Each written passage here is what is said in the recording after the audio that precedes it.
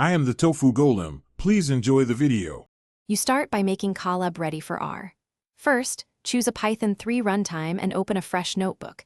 This avoids environment conflicts. Next, install System R and the RPY2 bridge in one cell. This gives you an R interpreter inside Python. Once done, load the RPY2 IPython extension so you can run R cells directly. Make sure to restart the runtime when prompted. That step finalizes the R installation and prevents hidden version mismatches.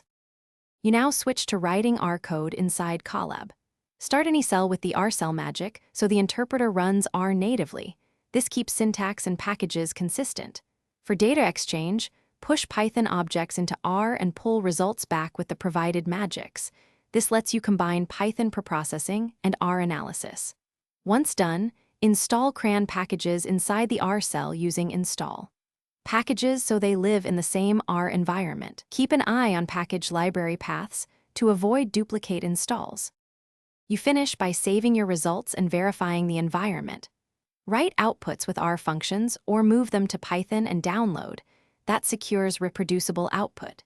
If something breaks, restart the runtime and rerun the install cell. This reset often resolves library load errors.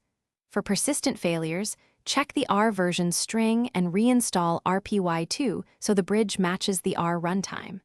If problems persist, reinstall System R packages to remove inconsistent. Thanks for watching. Consider subscribing if we helped you today.